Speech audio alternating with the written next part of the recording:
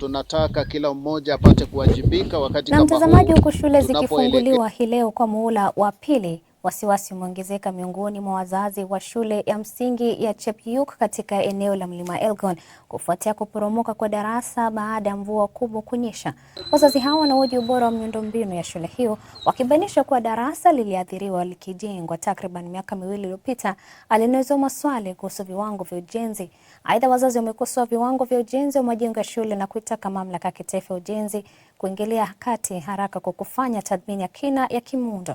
Sasa wanatoa wito kwa tume ya maadili na kupambana na ufisadi nchini EACC pamoja na vyombo vingine husika kuanzisha uchunguzi wa kina kubaini iwapo kuna ubadhirifu wa fedha za umma katika mradi huu, wakioji namna rasilimali za ujenzi zinavyotumika.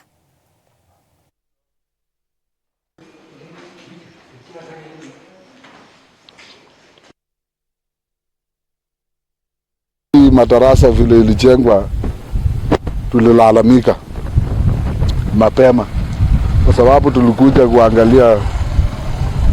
kuangalia kwa floor ilikuwa imebomoka kitambo. Wakati tulilalamika wakakuja kutengeneza upya.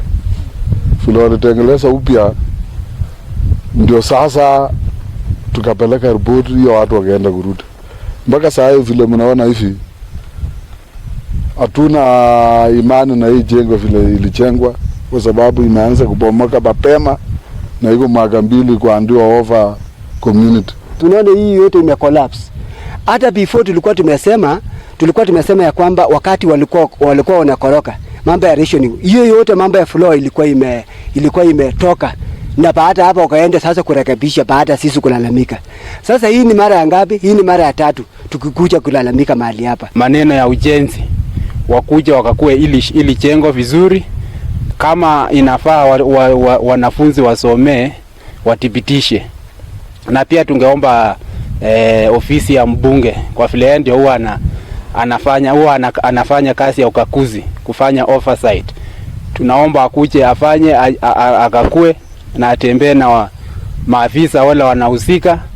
Nataka tuhakikishie kwamba hii shule itasaidia wanafunzi ama tumejengea ili kuadharisha maisha ya wanafunzi.